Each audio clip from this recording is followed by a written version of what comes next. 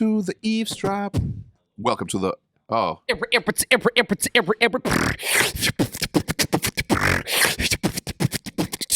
We have world-renowned beatboxer extraordinaire, golf machine, swing machine. Yeah. The record, the best golfer on good golf. There it is.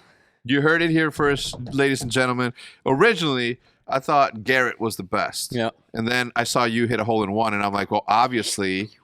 But then Garrett did call it and predicted it, so he like knew, and he's more in tune with the game, I think. But he does that on everything though. Like even before that hole in one, he'd called like everything just in case he might accidentally get one lucky one. Well, then he's a marketing genius. He's read a Babe Ruth book or two. Yeah. Did you know that he wasn't really pointing at the stance? He was just swinging his bat up. Yeah, he was just swinging his bat up, and then that was his thing. And then all the fanboys, all the Babe Ruth fanboys, all the Yankee fanboys are like, oh my God, this guy's fucking Nostradamus.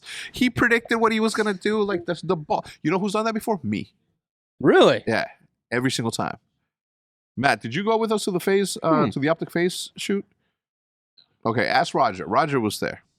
Ever since I met my now wife, I've done anything and everything. I go out of my way to impress her every single time. Good. This one time we were playing baseball. It was me and all my boys. We played baseball like on our own because no one was good enough to compete. So I'm like, yo, we're the best. We got to do it against each other, right? So we're playing baseball.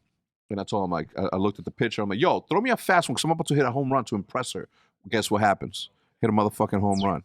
That is what is impressive when you call 11 years shots. later, we have a baby. Aww. You know what I mean? Well, not a baby. Like almost. She's going to be 12 in November. Did you know that I have a 12-year-old, Matt? I do now. November 3rd. In 16 days, my daughter Olivia is going to be 12 years old. Holy shit, where does time go? She's getting close to the teenager years. Yeah.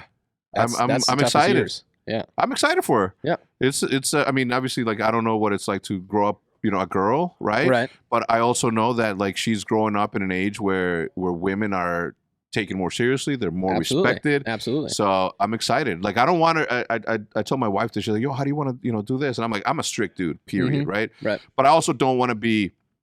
I don't want her to fear life. I want her to go out there, enjoy. You know what I mean? I feel like women fear because they're afraid that they can't be bosses. They're afraid they can't like have a higher position because people are just gonna be like, that's for the men to do. You need to stay at home. And it's like, not anymore. And I love that. I love that they're getting out. They're kind of like, I'm here. I'm gonna run this company. I'm gonna be the CEO. Yeah. And I'm not gonna lie to you. When women run things, it It's goes so better, much more right? smoothly. Like there's no bickering. There's no arguing. When I'm at home with Maddie, she runs the place, and I listen, and it runs smoothly. Yeah. Everything's clean. I get home, and things are done. I just love it. It's Everything's great. clean. I come home, it's not. I'm not gonna lie to you. Yeah, it's bad. When you're there, it's clean. Yeah. Yeah, because you know that mama's coming home, and Exactly. you better be clean. Yep. Matt, we are here with Matt Scharff from the Good Golf Squadron, from the Good Golf Conglomerate, from the Good Golf $1 billion brand. What's going on, brother? How are you today? I'm doing fantastic. We've been trying to get this podcast rolling for a little bit, and I've kind of been busy. I've been traveling so much in the last 2 months, and it's the most I've been traveling for some weird reason. But we got it figured out, and now we're here. We're here. You came in for a meeting yesterday, and you're like, you want to do the podcast Let's right get it now? going. I'm like, no, I had to do the optic podcast yesterday, and then we had trivia, and we had to do a bunch of stuff. Now that it's winter, what do you guys just travel nonstop to go golf? Yeah, I mean we're gonna have to go travel to some nice warm places. I think we're thinking tropical. We got to go somewhere tropical, whether it be Hawaii, the Bahamas, like somewhere out there where we can kind of backload a bunch of content for like 2 months. Yeah. And then everybody can kind of feel free and like relax a little bit because that's just what it is for winter. It just sucks for golf. You lower your chair. I feel like I got to lower my chair now because eye level. You know what I mean? I feel like I'm up here. I'm like, well, you're just a tad bit taller too because you're the host. I'm not your teacher. Yeah. You know what I mean? Yeah. But they won't see. I mean, sometimes they'll see it. Yeah. Matt, who are you today? Well, I'm the guy who made a hole in one on a par 4. On a par 4. That's right. I skipped that par 3 garbage because that's for babies. Yeah. I went straight to the par 4. No, that's who I am. Is you know what? If I hit a hole in one, a par 4, that would be like, yo, it's me, the par 4 That's guy. right. That's what it is. The hole in one par 4 guy. Wake up every day, and that's just who you are. I look up all my DMs, everything on Snapchat. It's just constantly dude who made a hole in one on a par 4. I can't even get a normal comment anymore, which is fantastic. I love it, but that's who I am every day. There are moments in YouTube. I watch a lot of YouTube, like religiously almost. Part of my job and research, I want to make sure that I'm staying ahead. But it's also like obviously an entertainment source. But I think that video that you guys made, where you made that hole in one, is one of the best YouTube moments that I've ever witnessed ever. And I've only said that maybe about like 5 videos in total. I can't name them. Maybe I'll make a video about my top 5 favorite moments. But one of them was definitely when Casey Neistat found his drone with a drone, or it was the one where he lost a drone on a roof of a building, snuck into a building with like this thing. That was one. The other one was when DC, what's his name? Dustin Connell, the professional fisherman. Oh yeah. Was in 22nd place in the one of the tournaments, one of the best pro fishing tournaments. This dude went from number 22 to number 1 in a span of bro. It is one of the best. And Wes from the Guggen guys edited the fuck out of that video. Like I haven't felt like I thought I was watching a fucking movie. Is that like he won because it's the most fishes caught or the biggest fish caught, or how does that work? Yeah, pounds. Yeah, you have so it's like a 1 pound limit, and when you bring the fish into the boat, you can't let the fish touch any of the boat, right? You just not even the tail can't the tail can't do this. Okay. Not even grace the carpet. You got to watch it, even if you don't fish. Even if you don't fish, you guys have to watch it. It was one of those moments where like you see a human sort of like not give up. You know, there's 21 people ahead of you. There's a couple of hours left, and you're not going to qualify for the following day. Don't look at my fucking text. And this guy is at yours was one of the dopest one. Like I literally I've watched it maybe like 5 times. Yeah, you know me. I'm not a big golfer. It's probably like the only sport that I'm not good at, and only because I never gave it a shot. Right. A chance. I was gonna say chance. But I keep going back and watching it just because I'm like, the way that you guys get happy, hype, and just start running, it's like a fucking movie. It was for me obviously the most insane golf memory I'll ever have in my life. Obviously, it's not going to be topped.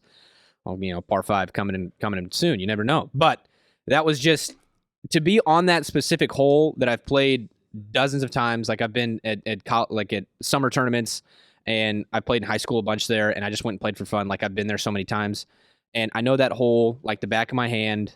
And to have that hole be exactly where it was, the fact that you couldn't see it from the tee box, like if I was just filming by myself, I would have made it. I would have never known. Yeah. And then I would have got up to the hole and would have been like, oh my God, like that's insane. No, you probably would have been looking for the ball for such a long time. I would have been looking for the ball for so long. It would be like, it's over the green. It's probably out. I probably would have took a drop and just played it. Yeah. But like just to have that hole be where you can't see it, and to have Bart there, Max's dad, and say, hey, a couple people have made a hole in one in this hole. You should probably get a couple people by the hole just in case. You know, you never know.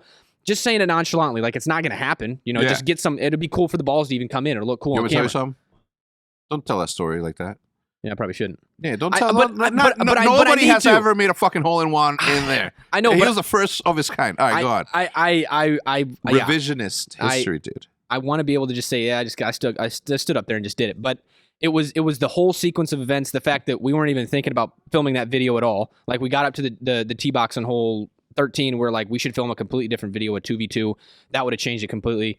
And where Garrett and Steve were like, no, we need to do a 3v3. I think it would be a great idea. And everybody, me included, was like, I don't want to do that. We're just like, oh, this is so freaking stupid. I don't want to do it. And eventually we film it. We win the first hole with a birdie, which was insane. Team Stumps usually never wins anything. And then we step up to the next hole. And for Bubby to step up and hit the green, I mean, that guy doesn't hit greens ever. You know what I'm saying? Like, I mean, sorry, Bubby, but you don't, right? And he steps up. It's got to be the football jerseys. Exactly. He hits it to 20 feet. We're on the green. I'm like, wow, this is insane. And then Micah steps up with a 3-wood. And he hits the pin. Yeah. And now everybody in the group's like, you got to be kidding me. Yeah. And then Garrett's over there like, what if we going to go 0-1? And I'm like, okay, fine. And then I just step up and make it. And I don't even know that I make it. Yeah.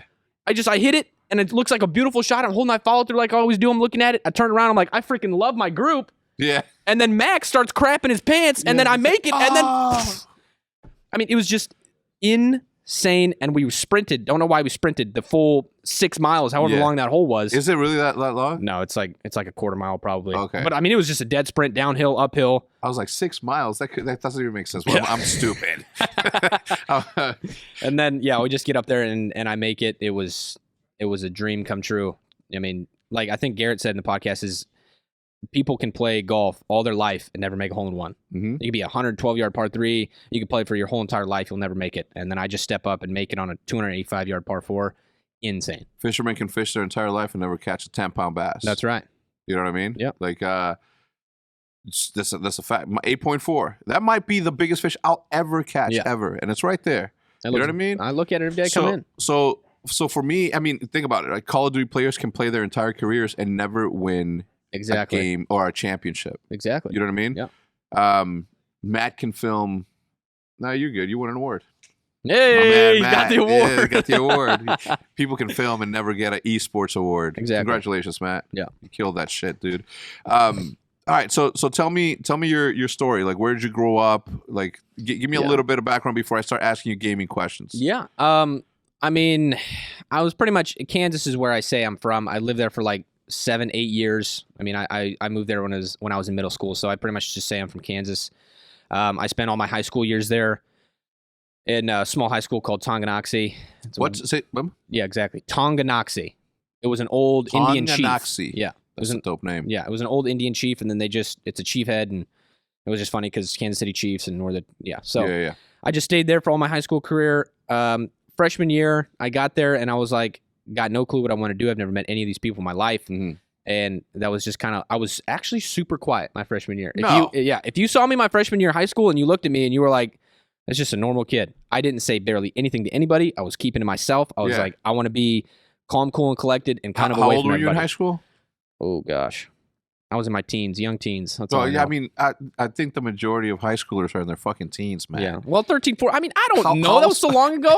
I was 17. So you had to have been there. I answered I made a comment to you saying like, Matt, that was such a ridiculous thing for you to say when I'm the moron that asked it, knowing that I too was a fucking high schooler in my fucking teens. Exactly. You're in your young teens. You're coming through the puberty stages. You're just like, so freshman year, you were like a sweet boy. Sweet boy. Really nice to all the teachers. I was trying to get in with the teachers because that's how you do it. You can't say that in this day and age because teachers get in with students nowadays. That's true. I just meant like showing up to class on time, turning in my papers on time, not giving them any grief like everybody else was doing. Yeah. And then it just kind of was a normal freshman year, and then sophomore year hits, and I really want to start getting into acting. Right? I want to get on stage. I want to act. I want to be in the theater. I want to be in plays and musicals. And I was really scared, but I finally got into something called forensics, debate and forensics, which is not really, it's not stage acting. You go in front of some judges and you get a piece and you act it out, essentially is what it is. And so I did it. I was like, this is kind of dumb. I don't know how people do this. And then I go to state and I took 6th in state. 6th? And I was like, I mean, that's pretty good. I've never done so that's pretty solid. Yeah. And I was kind of looking at some theater things, but then I got into golf.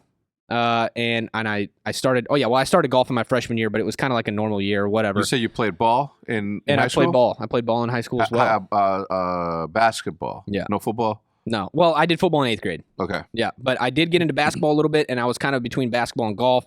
I really love basketball. I say it's like my second. It's my second sport. It's my second passion that I've always loved. I was a shooting guard.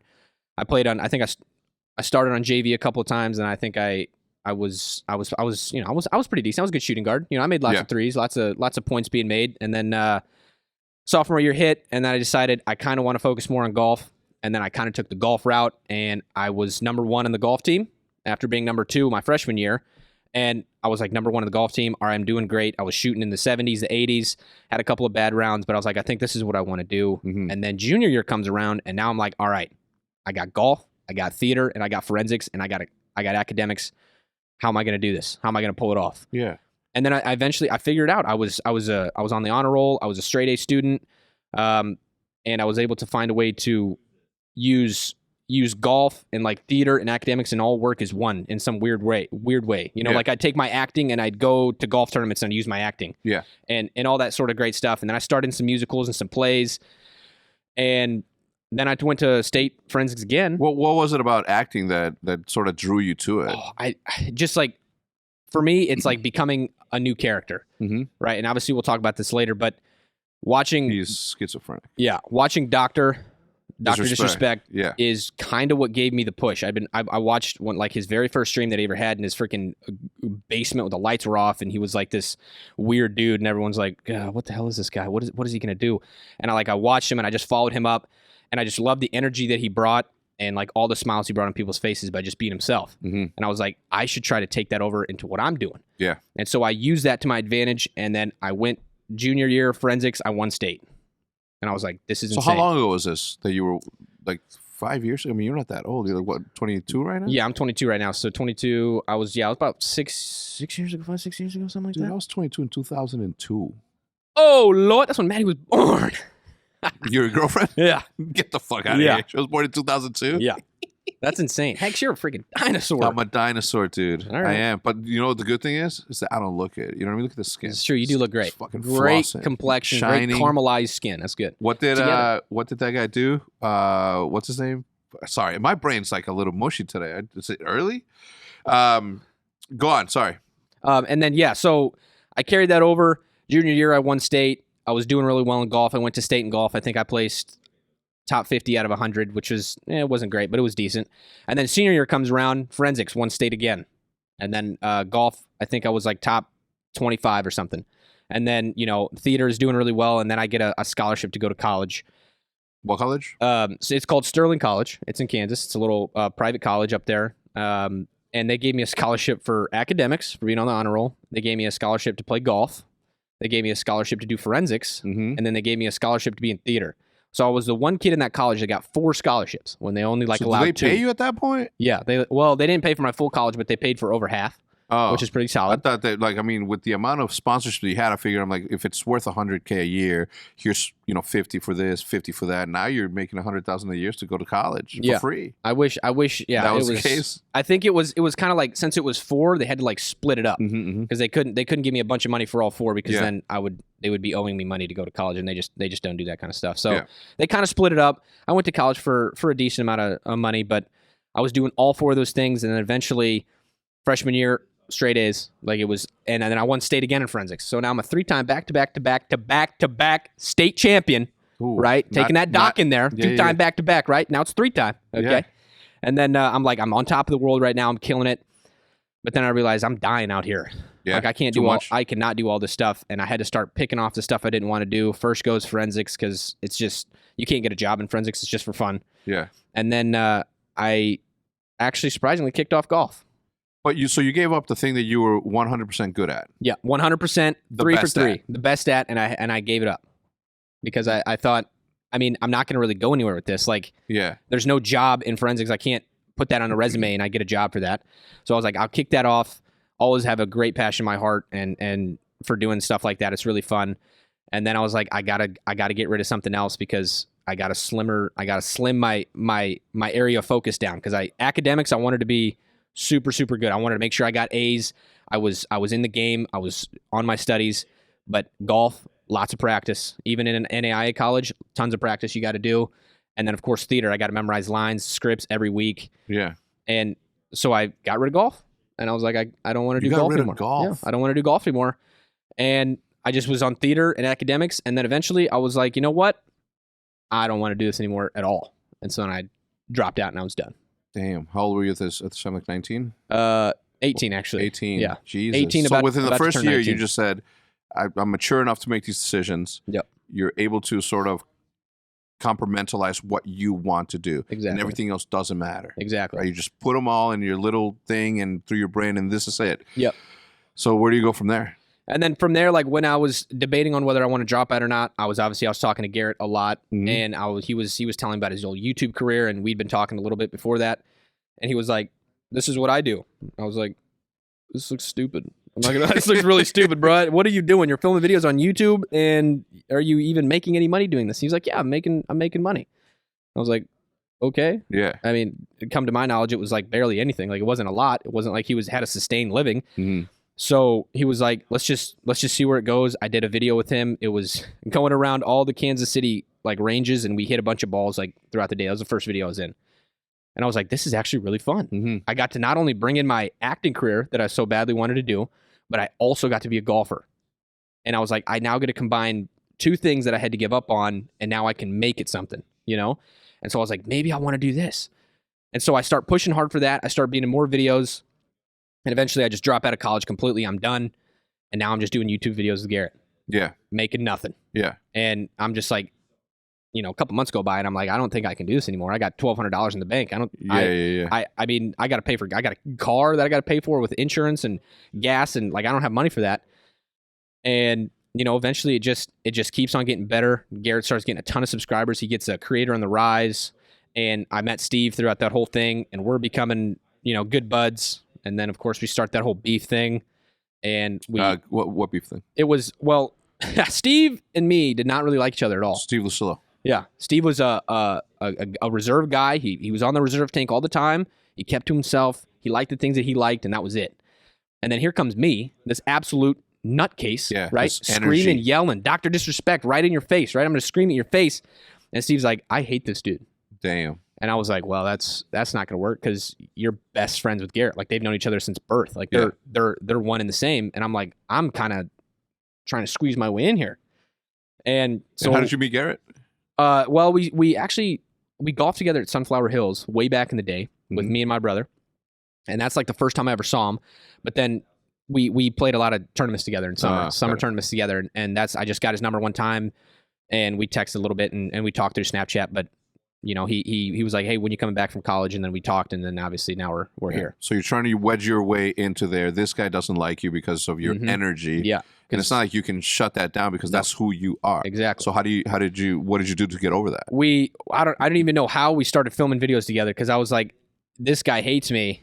And I mean, was it obvious? Yeah, it was definitely obvious. Like, he was like really annoyed with me. You could see it in his face. The very first thing I did when I met this guy is I gave him a hug. Oh, fuck. How dare you? Exactly. I'm going to touch a guy I don't even know? Yeah. Good God, that was terrible. And so he's like, dude, Garrett, get this guy away from me. I don't want to see him ever again. Was he like, ugh? Yeah, exactly. He was in pure disgust at the fact that I was just like so open and so easy to just like, what's going on, man? I've known you for a long time.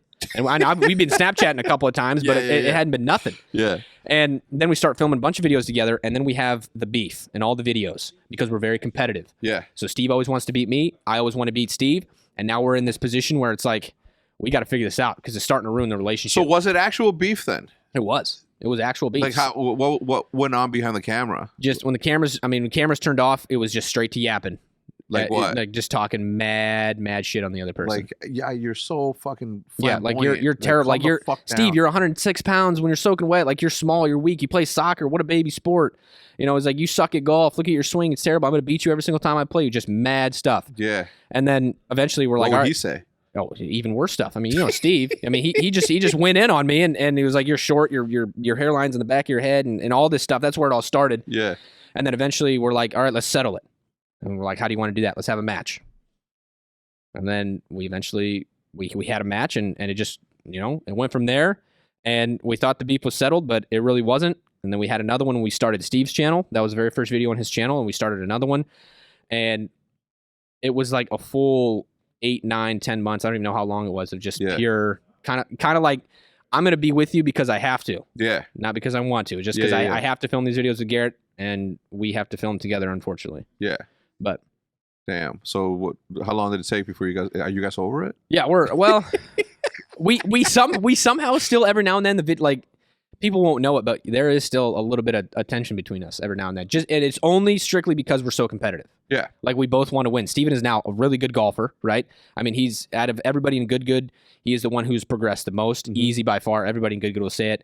And he's actually now, if he tries and plays well and practices, he can be one of the best golfers in Good if he because his work ethic is just, it's unmatched. It's he knows what he's doing. So now it's a little different because now he can somehow compete with me, and that really pisses me off because I've been playing golf for God knows how long, since I was 11 years old. Yeah. And he's been playing for a year and a half, and this guy can beat me. He's beat me in some matches sometimes. Yeah. So how long ago was this? Like 2 years ago? Yeah. 2 years ago. So it's recent. Yeah. Me and Steve are just looking at our YouTube analytics, and we're like, Steve's like, I just posted the first YouTube video I ever posted. It was 2 years ago. Damn. And I was like, dang. And I look back and I remember I posted my stupid car talks, and it was just like 2 years ago, and I'm like, where has the time gone? Yeah. Now we're building a multi-trillion-dollar company. Yeah. Well, my first video was in 2006 on YouTube. Oh, crap. Yeah. That's like back when YouTube was different too. Yeah, it was different. There was no rules. There's no rules. It was just do whatever you upload. want. Charlie fucking bit me. Yeah. I was painting a train, graffiti. Oh. Yeah, it was a graffiti train. That was my first. I don't know what. I thought it was like a file service at first, and you just like shared it. I didn't know that anyone can see it. Yeah. Thank God I didn't upload all the other videos. You know what I mean? Yeah. Hex After Dark. That's sick. Obviously gotten to know you guys for the past like year and a half, and I didn't really know, like when I first met you guys, I started to do research, and the first thing that I saw was you. Like I went into your Instagram, and I remember it clearly. I know exactly what it was. It's like, to be or not to be, and then you're just like staring into the mirror, and you're fucking going off, and I'm like, oh my God, this guy's a fucking superstar. Yeah, that's the first thing that I thought of. Dang, to be or not to be soliloquy. Yeah, the soliloquy. That's crazy. Yeah, I saw it and I was like, man, this guy's fucking great. I came back and I'm like, that's the guy right there. Yeah. Yeah. So, your energy might be too much for a lot of people. Not for me, Matt. Not for me. It definitely is. I just watched the Good Infected video that we just filmed recently, and a lot of hate, a ton of hate. People were just like bashing me so hard because the energy levels are super high. Yeah. And people can't handle it because, your traditional golfer is quiet, play golf, be done. Well, you know what? People that do the same thing as other people never get nowhere. Exactly. There's those who set themselves apart. Yeah. Bobby wearing fucking jerseys. Yeah. A lot of people that I know have made comments about it. Yeah, exactly. They're like, dude, this guy is fucking wild. Mm-hmm. He's like, golf is such a fancy, reserved. Yes, exactly. Yeah, like, don't fucking talk. And then you got this guy who screams when he makes a 2-footer. Yeah. And then people on the golf course can hear it from like 6 holes away, and they're like, shut up over there. And I'm like, no. This is a fun sport. I'm trying to change the sport a little bit. I want everybody in the world, not just the traditional golfer, to be able to come out in the sport and realize it's not about being quiet and you got to wear polos and you got to do this and you got to do that. It's just like, come out to the golf course with your buddies. Yeah. Go to a public course where it's cheap, find some cheap clubs, and go have some fun. Yeah. It's actually a really fun sport when you don't break it down in a technicality aspect. Yeah. You know what I mean? Yeah, like when you're just like, okay, I got to hit this shot. I got to do this. I got to make sure I shoot 73 today because my parents are going to be pissed. No, you go out and you're like, I don't care what I shoot. I just got to get the ball in the hole. Get some beers and go play some golf. My favorite thing to do when I go golfing with Nate Shot is to be his caddy, but I don't carry nothing. Obviously, I don't fucking carry nothing. Yeah, he can carry his own bag. Yeah. But driving him around and shit, smoking a joint, just cruising, that's my shit. Exactly. That's why every time Maddie goes, she's like, I want to drive the cart. Because it's like fun. I'm like, exactly. That's what it's about. Find something you really like doing. Yeah. So I've been invited to a couple of golf tournaments. We're in a golf tournament together. I put you down as Optic Matt, so nobody knows that it's Matt Scharff. I mean, maybe now that they see this, they might be like, yo, wait, who the fuck is the rest of your team? Yeah, they're going to be scared. Okay, but I think that I'm a big enough sandbag or handicap that, that it'll make it fair. Yeah. Absolutely. Unless I apply my naturally God-given ability to be good at everything. Yeah, I mean, if you just step up and you're like, all right, I'm Hex, I'm going to get this done, and then you just hole in one on almost every hole, and then we're going to win. Yeah, that's crazy. I didn't know that the beef that you guys. I thought like some of it, obviously, as you know, we're in the entertainment business, and you turn the dial a little bit on your personality, but not completely to where it's a job to fucking like Doc. You would think that that's him. Yeah, that's him off and on the fucking camera. That's like, he's always been like that. Yeah. The only time he hasn't been like that was maybe when he was working at Sledgehammer, where he was like a little bit more reserved. But from the beginning, I remember we were in the crowd when we won the first ever $1 million tournament in Call of Duty, and we were in the crowd and Optic's about to win, and all of a sudden, boom, they win. I turned around and I'm like, yo, he fucking gives me the biggest bear hug. He's like, I'm so happy for you. And then here's Jericho, fucking Gold Glove, and all these original YouTubers. And I'm like, what the fuck? I didn't fucking know you were here, Doc. Like, well, I mean, it's, like, what the hell? But yeah, so when did you get introduced? Like, you played video games, obviously, growing up. Yeah, I played a fair share of video games when I was younger. Every single day I'd come home from school, and that was like the first thing I really cared to do. I played a lot of. Back in the day, I had PlayStation 2, and I was really rocking Battlefront when it came out. That was like the game that was hot. You got to be a Jedi. Like, it was insane. I played that a ton. I was even rocking the GameCube back in the day, and I was playing, what the hell was the game called? I don't know. I think there was a sports game or something that was out there, and I played that a ton. And then I graduated PS2, and then I think I got the PS3, and I kept playing like Madden and stuff. And then I got involved with like Call of Duty. I don't know. I saw the game and everybody was talking about it, and I was like, everyone says the original Call of Duty Black Ops, the zombies are lit. Yeah. On Kino de Tilton, right? Yeah. And I was like, all right, let's see what happens. And me and my brother would play for hours. Yeah. I think the highest we ever got was somewhere in the 70s or 80s for the level.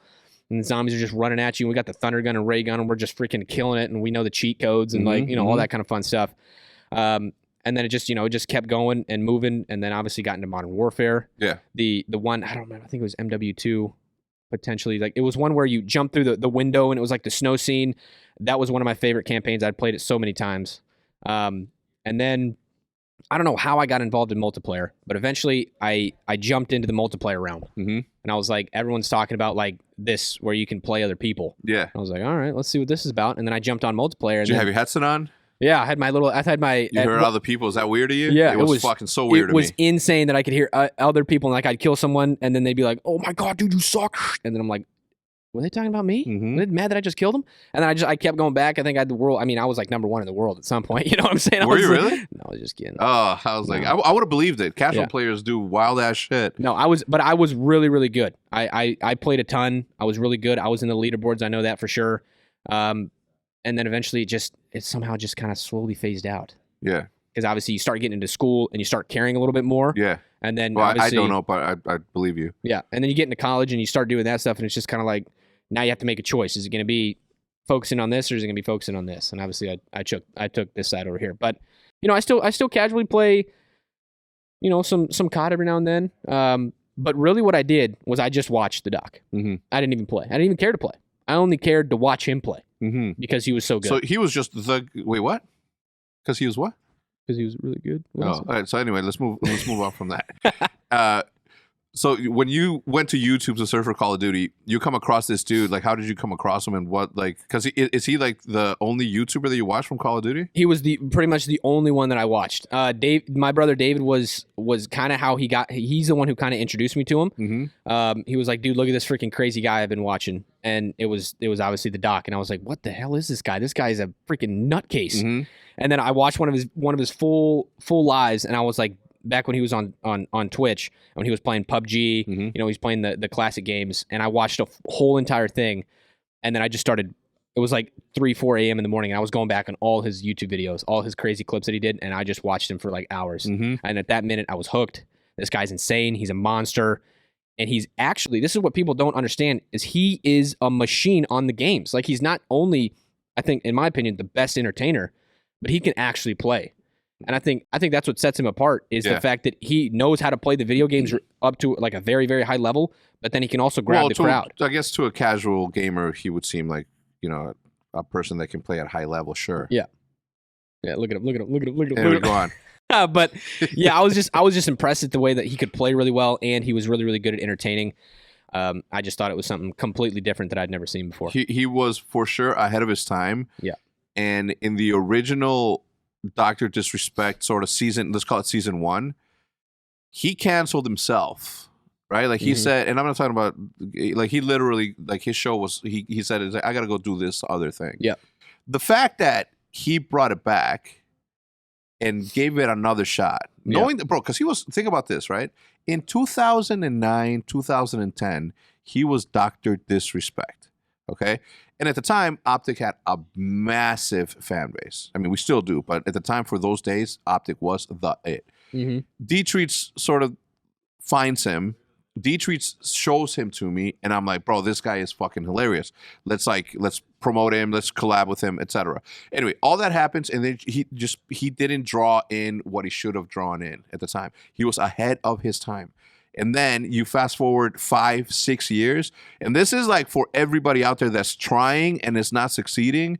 It's okay to take a little bit of break to do something else. Yeah. But don't ever give up on the fact that you know that you have something in you that is going to be accepted or liked or whatever. Yeah. Because when this dude came back, there was not necessarily any like promotion around him. Like he came back on his own and did his own thing. You know what I mean? Yep. And then look at him now, right? Like Exactly. obviously he's there's a pop I saw that over there. pop head thing over there. He's got his own headset, this dude. You know what I mean? So he definitely like changed the game. You know, he made it acceptable to not be necessarily yourself, but it's okay to bring characters into something. Have you seen all of his work? Pretty much all of it, yeah. So have you seen all the Randy videos that he made? No, Maybe not. How about Alexander Rodrigo? Oh yes, You've seen Alexander Rodrigo? Yep, yep. Yeah. So he used to do these skits.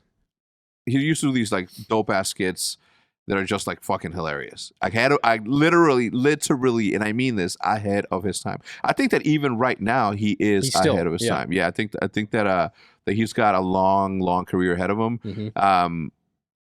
We'll see. Yeah. You know, Matt, give me a second. Let me say hello to the sponsors. But first, I want to remind you guys that this Friday at 12 CST, we're going to be dropping the new Hex Quartz merchandise. The last of the year. The last drop of the Hex Quartz merchandise is up for grabs at 12 o'clock. And it is our favorite drop. And I say our, I mean Omens and myself, my boy.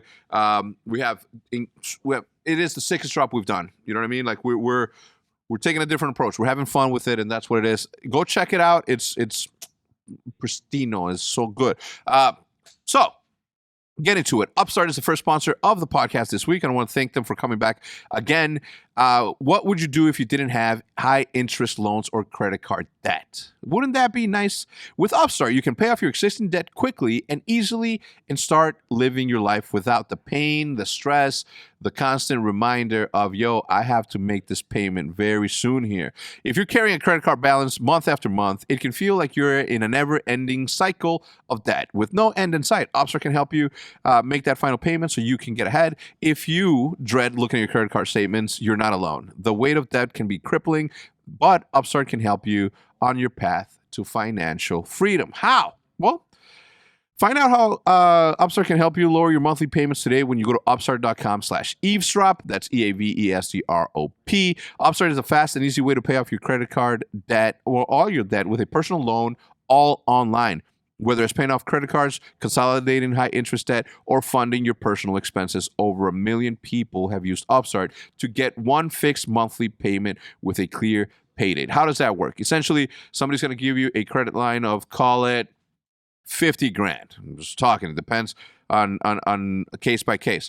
Rather than looking at credit score alone, Upstart considers other factors like your income, current employment, and credit history to find you a smarter rate for your loan. You can check out your rate without impacting your credit score in minutes for loans between $1,000 and $50,000, right?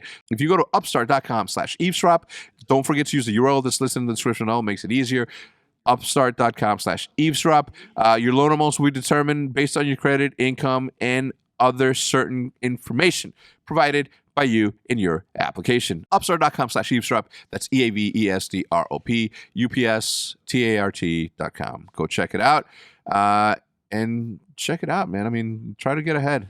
Try everything until you're able to live a comfortable life where your financial freedom isn't hanging on the line. Curology, the next podcast, one of my favorite ones, because I want to make people know and understand that taking care of your skin, especially you men out there. Women have that on us all day long. They actually care about moisturizers. They actually care about scrubs. You know who else cares about that? Me and everybody else around me, because I make sure of it. I make sure that they all take care of themselves, right? And a lot of you have been opting for skincare. I get it, right? Like I said, I do it. The truth is that most actually care about our skin. We just don't know where to start. If you're looking for something simple that works without being complicated, then you have to go to Curology. Everything ships right through your door. Your first 30 days are absolutely free. All you have to do is, I think, pay for shipping or something. You just cover the $5. There it is. You just cover $5 for shipping and handling, and then all of your very specific formulated formulas for you come straight to your door, right? Sign up for Curology in minutes. By sharing your skin type and skin goals, a licensed dermatology provider can create a custom formula made for you. Like the one like one personalized formula that's all you for your skin. Whether you have pimples, whether you have scars, or like whatever it is, trust me, if you start today, it'll be better in the long run. They've also got some other amazing products that you can also add to your subscription. An acne body wash, emergency spot patches, so you can do it up or keep it simple. For me, it's about the convenience, right? Like I don't have time to go to the store. I don't have time to, tell Jude what I need or what I'm missing. Literally put in my information. They send it to me. And right now, if you go to Curology.com/HEX, that's H3CZ, for a free 30-day trial, just pay for shipping and handling. That's CUROLOGY.com/H3CZ to unlock your first 30-day trial. See Curology.com for all the details. The link will be in the description down below. Make it super easy. Again, don't forget about the Hex Quartz drop that will be coming on Friday. This Friday, 12 o'clock Central Standard Time. Cool. So back on the doctor, and then we'll close it out because this isn't a Doctor Disrespect podcast. Okay, Right. like I know you're a big fan. He's a good friend of mine. I'm also a big fan. Mm-hmm. When I FaceTimed him, was that the first time you ever talked to him? That was the first time I ever saw the doc in his true form as well. Yeah. And it was obviously you saw the text that I sent you. I was like, that was insane to be able to see him. It was a really I'm crazy here to moment. make dreams happen. You know what I mean? Hex the dream maker. That's what we call him in the office. So we're here. We're in the hallway, and then I'm like, yo, you want me to call Doc real quick? So I fucking FaceTime this dude. He picks up, right? That was insane. I'm not gonna say what he was doing, but he was in some movie set somewhere. Yeah. You remember that? He had like a ghillie suit or some shit. Yeah. What was it? Do you remember? It was just You were probably like he was like filming from like here, and it was just like getting makeup on and shit. Yeah, something was like happening. He was in his true form, and I was like, I don't even know what to say at this point. And then he gives me a compliment, and then I crap my pants. Mm-hmm. He's like, I want your hair. I was like, I want your face. Didn't smell right. Yeah. Mm-hmm. What'd you eat that day? This is my problem with you healthy people. Okay. This is my problem with you healthy people. When you fart, it smells. You know what I mean? Isn't that weird? And we eat such good food. You would think, here I am, living life, my farts never smell. That's weird. Every so often, I'll be like, what the fuck? That couldn't have came from me. That's my wife. My farts don't smell. Maddie, did you know that my farts don't smell? Yeah, he's heard it many times. Well, I can rock a graveyard. I'll tell you that right now. I eat one egg. It's game. I ate eggs this morning. You're lucky I haven't crapped the bed yet. They're bad? Yeah, they're bad. The eggs are bad. Tell me about you all of you are like super into fitness. Is it because you guys consider yourself athletes? You're seriously. What's like? No, golf is not a sport. So all right. No, it is. What I meant was like what is the drive behind this? Is it just competition amongst each other? Like, do you know? Like, are you better if you're stronger and swing hard? Because I would think that golf is a little bit more of a finesse game than yeah, I think it definitely is. It's definitely a finesse game. You do not need to be the biggest guy in the world at all by any means. For me, it's just like I want to show people that you can get big and you can get super, super strong and still play the game golf. I mean, DeChambeau is exactly. DeChambeau is the one reason, the exact reason that you need to show that you can gain 30 pounds of muscle and you can literally not only be the number one driver on tour and hit it the furthest, but you can still play a great game of golf. He's no Kyle Berkshire, but he can. Yeah, he's no burnt tire, but he can still crack it really hard. Like he can still get after it. So yeah. That's just kind of my theories behind it is I want people to know that you can get in the gym, you can get big, and you can still figure out a way. It's all about flexibility. I'll tell you that right now. Yeah. Because like the reason Bryson DeChambeau can hit it so far is obviously he's got the strength, but like look at the exercises he does and the flexibility he has to attain to still be able to do that kind of stuff. Because if he didn't work on that, he would not hit the ball nearly as far as he does. He would tense up. He would be like this. His muscles would just contract. Little quarter swing, it would be terrible. But he can still get his club all the way back there and still crush it. So that's what you got to be able to really focus on is making sure you're still flexible in the golf swing.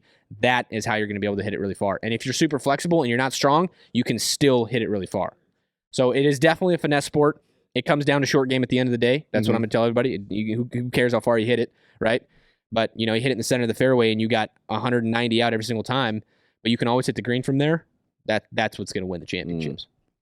All right. Well, I want to ask you a couple of questions that I don't necessarily do, but I have something in my brain that I want to get off, and I want to get your opinion on it. Are you a conspiracy theorist?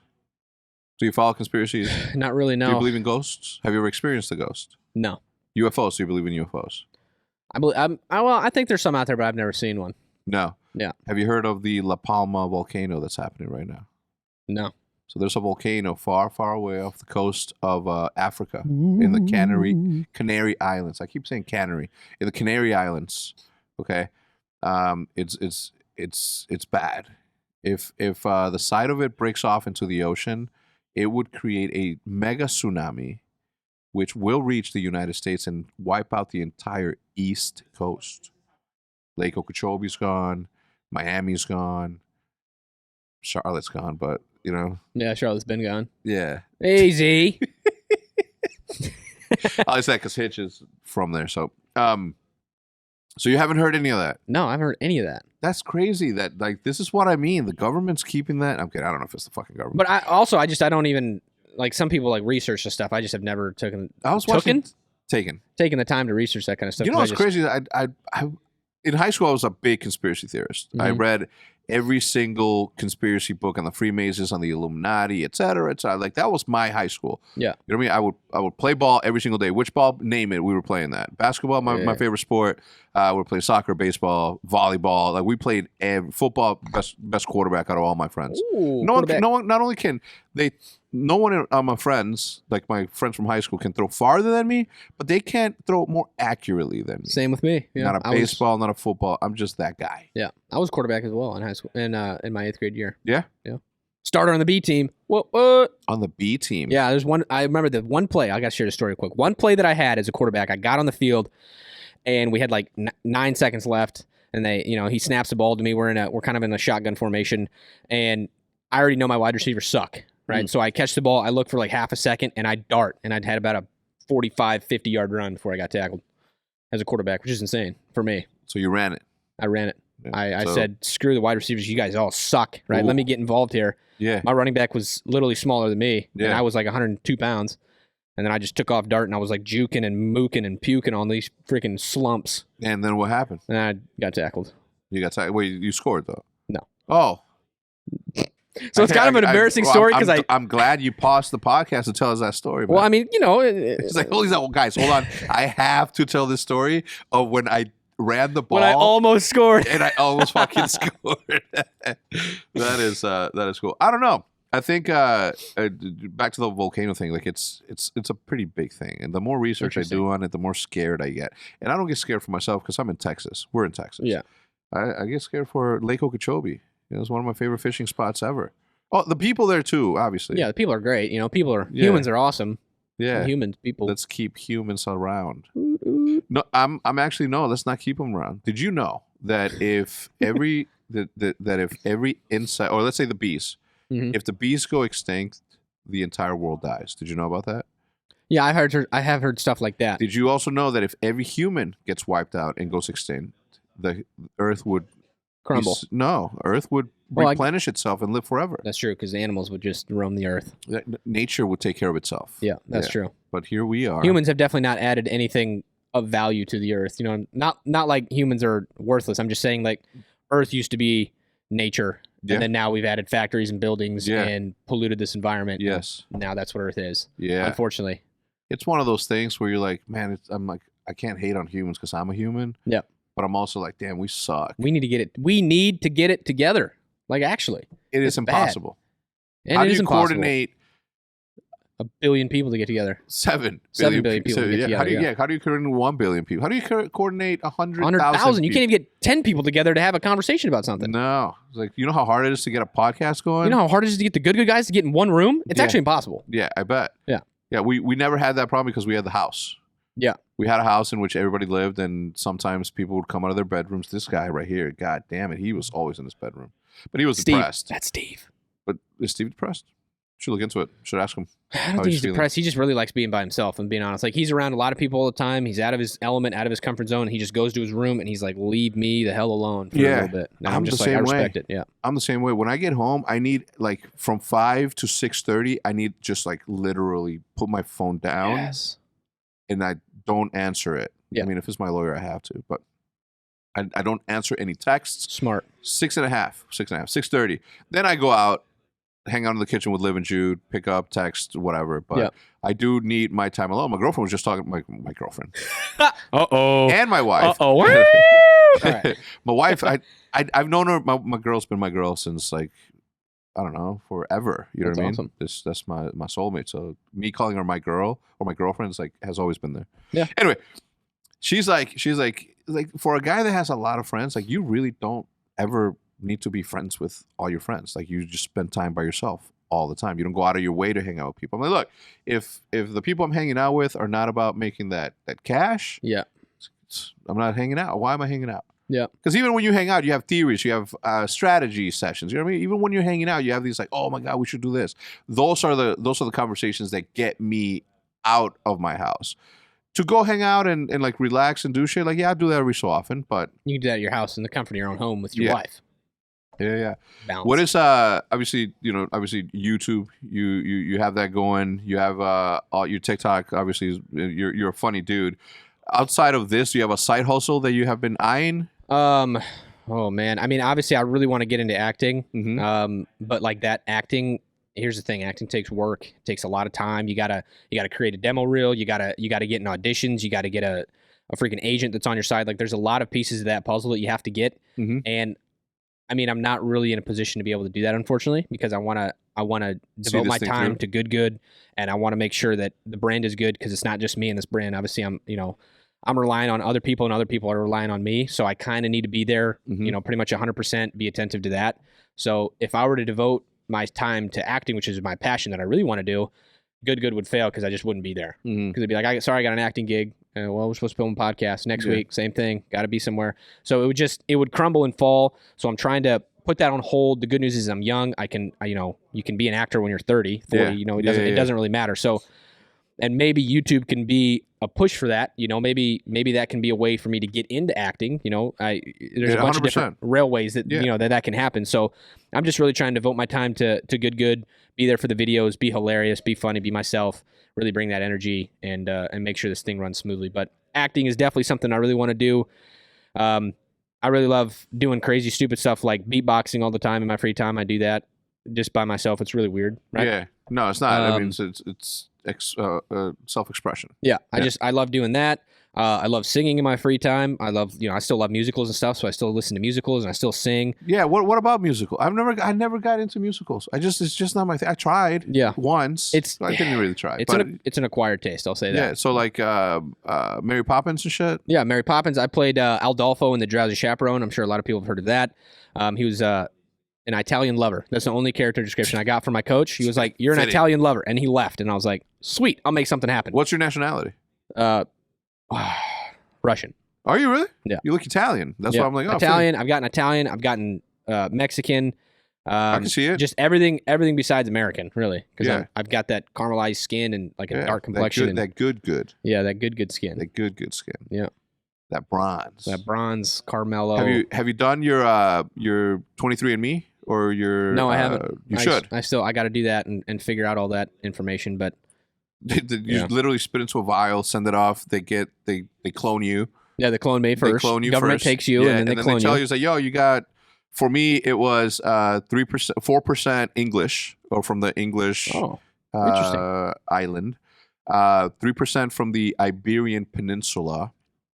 That's Egypt, Greece. Just in case you're not good at geography. I'm terrible. I said geometry, but it's geography. I was making a joke. You kept up. Yeah.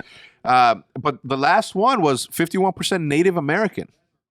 Oh, I can see that for sure. Yeah. Steve is, I think, up in that area, that number as well. Yeah. So see, when I told Pamaj that, he was like, "Oh shit, my brother," and I was like, "Yes, in theory, but you're thinking of Native Americans from the United States. I'm a Native American from the Aztecs, right? You know what I mean? Yeah. We brought forth the concept of zero. Yeah. For humanity to be able to Mayan calendar and all the great stuff that happened. Yeah, we taught the world how to properly. We gifted the world the proper way to study astrology. Yeah. You know what I mean? Interesting. That's might be why you're so in tune with like looking at conspiracy theories and all that sort of stuff. It's that's just in your blood. Look, you see the stars? See the stars on the head? See the stars? It's like I'm an astrologist. Okay. Astronomers. I could see that for sure. I watch movies about it. Oh. From the man to the moon or some shit. You know what I mean? Hey. The only reason I asked that is because a lot of people have different answers to that, right? Like, are there any side hustles that you have, right? Like, and the reason I asked is because from the beginning, I'm like, this isn't. I can't just do this one thing. Yeah, you know what I mean? Like, I diversify and all that shit. And some people have like some pretty cool side hustles, and I wanted to see if you had one. But acting would be like the ultimate side hustle. I think exactly. The best thing to be.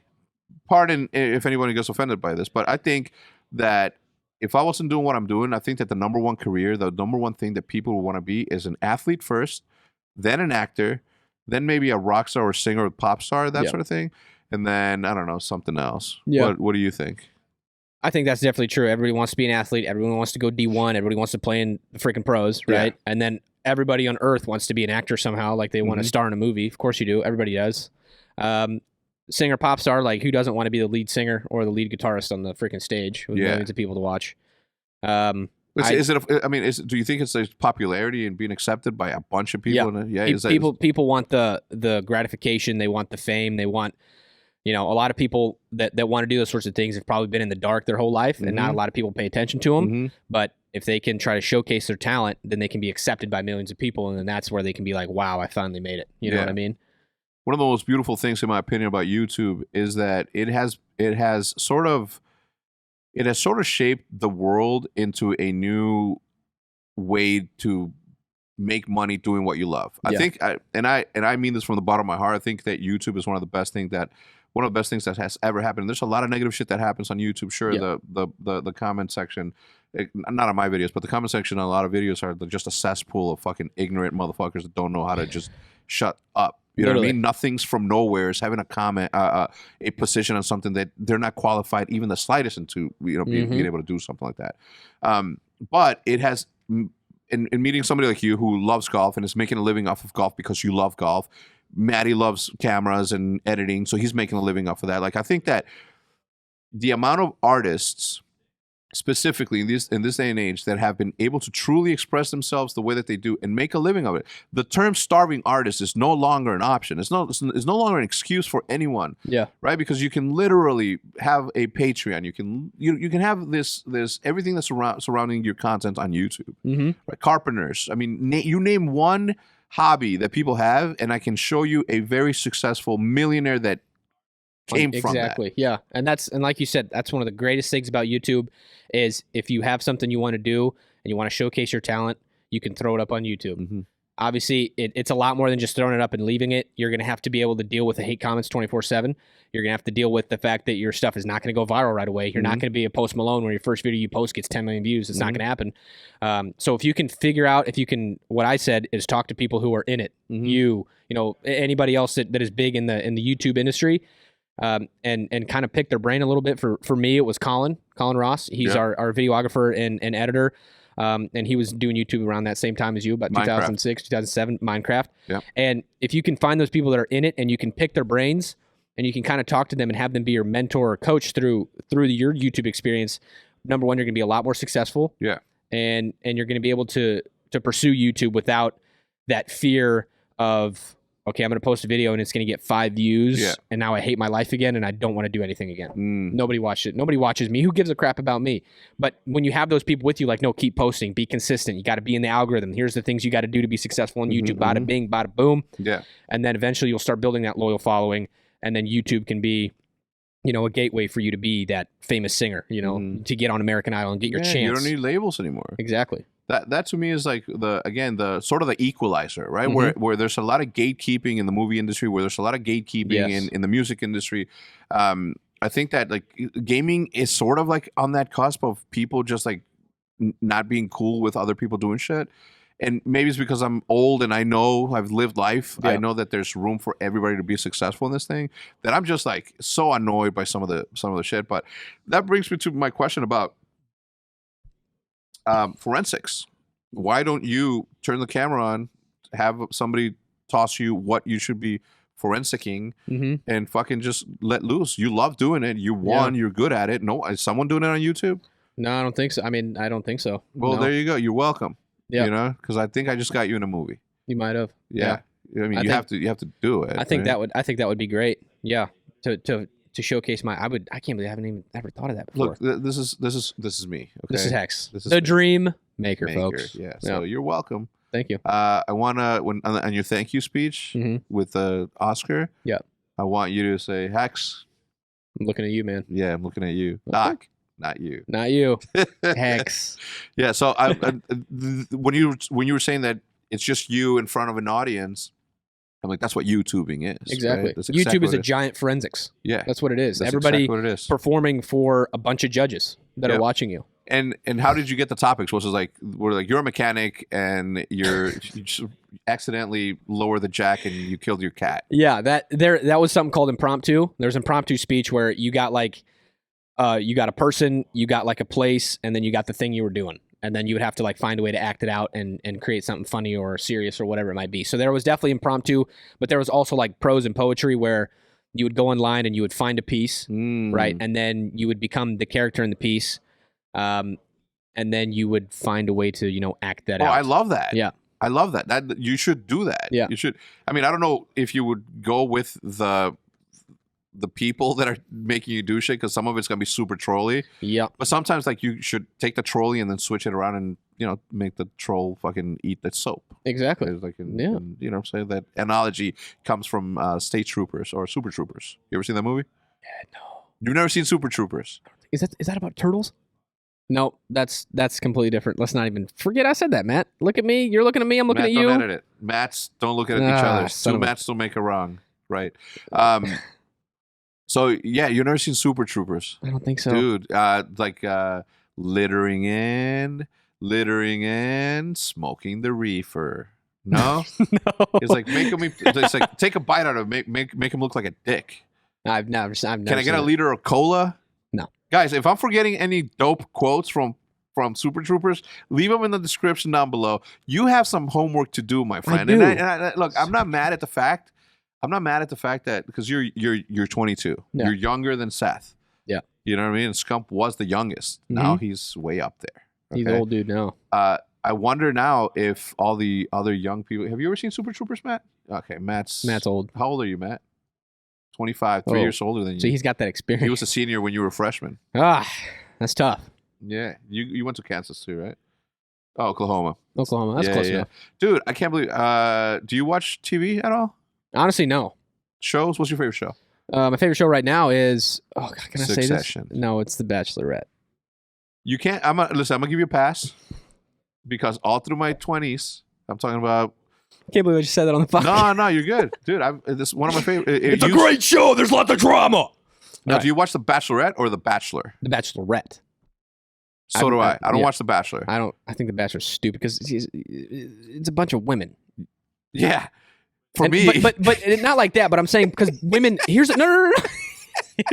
Bro, Matt's gonna see this. She's gonna rip my heart out. No, when you see a bunch of women, here's the thing: women do not get along. Yeah, so that's universal. That. Yeah. So there's a lot of bickering and stuff. There's a lot more bickering going on, and women actually hate each other. They've never met each other. So for men, it's just kind of like, dude, I'm here. Yeah, you know, it's a little different. For me, it was my toxic masculinity. My 90s growing up the way that I did, and I'm working on it, right? Like I know that the era in which I grew up in with no internet. Imagine a world when it's uncivilized. To grow up without a fucking internet, it's insane. Uncivilized. Yeah. But I used to watch it because I could not believe that grown men.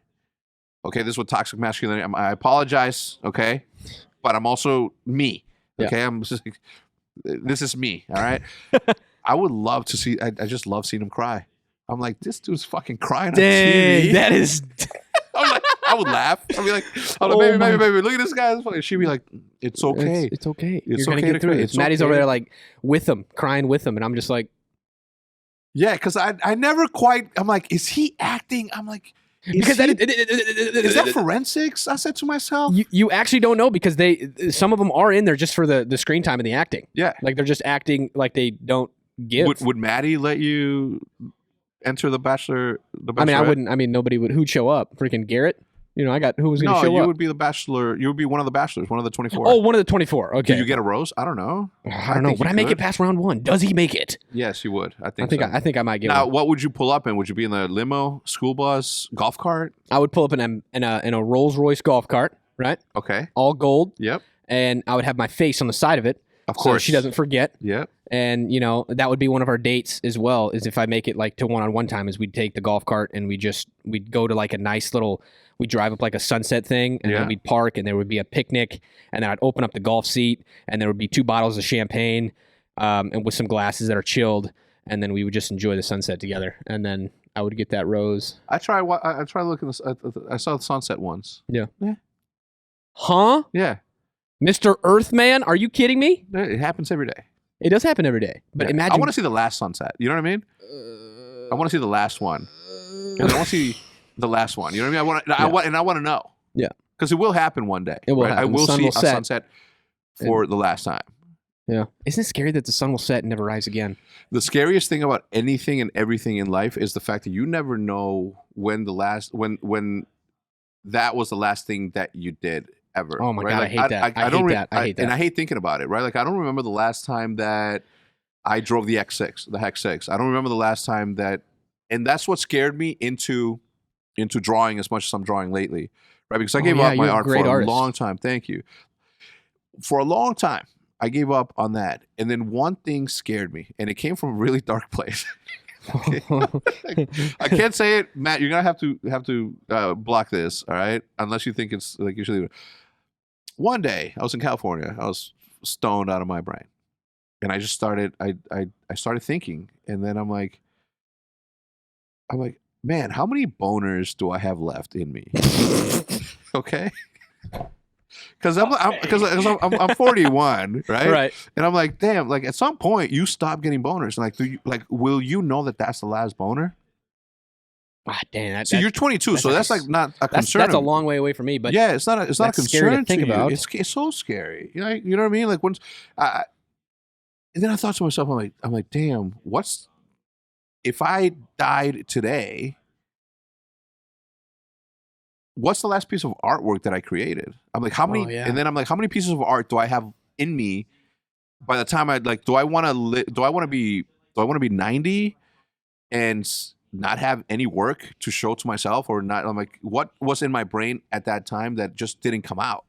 Yeah, that's actually insane. Like thinking about that, like when's the last time I'm going to hit a golf ball? Yeah.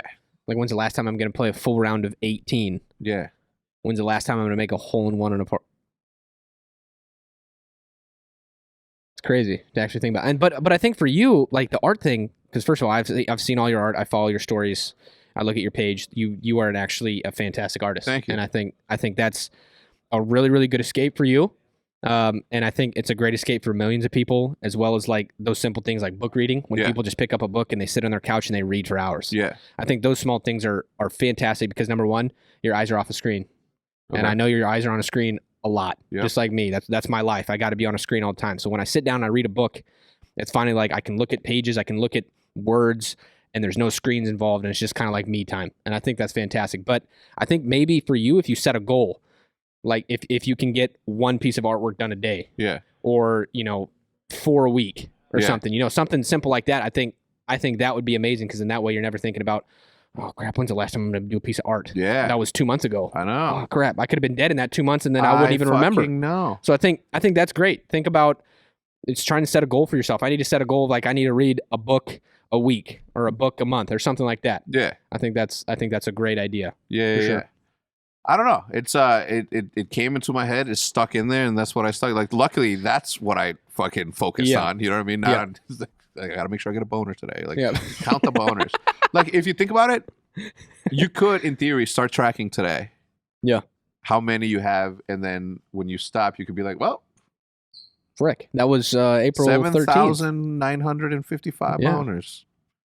Yeah, because it'd be so tough for me. It'd be so tough for me because I just get so many RBs, so many random boners throughout the day, and it just makes no sense. I don't even know why the body does it. It doesn't make any sense to me. Yeah. I'll just be sitting in my car driving, thinking about literally nothing, and then I'm like, what the hell was that? I didn't even do anything. Wait, you can drive when you have one? Yeah. You can't? No, I can't see. Anyway, we're going to end the podcast right there, everybody. Thanks so much for tuning in. If you guys enjoyed the podcast, and if you guys enjoyed my man as much as I enjoy watching his content, his YouTube information, his Twitter information, how can we know? I do have Twitter. You do. I really don't post on it much, but I do have one. You know that Twitter has a video option, right? Like I did not. I don't know nothing about it. Tell Max, tell Colin, just simple clips. Upload them to the Good channel. Just best clips of the week. The hole in one did really good for me, and then there was one that me and Garrett did. You know that viral trick shot we did way back in the day. Yeah. That went on there and it got like 600,000 views, and I know that's a ton for Twitter. You got 600 on Twitter? Yeah, we got. That should have immediately told you, yo, we should be on fucking Twitter too. I know. What am I, stupid or something? I don't want to be the one to say it or break it to you. Okay, because you're the dream maker, not the dream crusher. I'm not the dream crusher. Oh no, yes I am. That is true. You do. You could probably crush some dreams. I don't like to be in a position to crush dreams, but sometimes I have to. Yeah. That's the worst part about my job is when people make me do my job. The worst part about my job is when I have to act my position. Dang. I don't know what the fuck I'm doing. Yeah. You know what I mean? The dream crusher. I'm kidding. Anyway, like I said, all of this information is in the description below, bro. Thank you so much for stopping by. Thank you. We'll see you guys on the next one, episode number 114 coming at you next week. Who's the guest? I don't know. Me neither. We don't know, right, Matt? Like, who could it be? It'll Matt be, has ideas. It'll be Matt, actually, on the podcast. He's already been in a podcast. Episode number 99. 99. Yeah. Wasn't it? 93. I don't know. Don't look it up. We'll see you guys next time. Thank you to Curology and Upstart. We'll see you guys next time. Goodbye. Peace.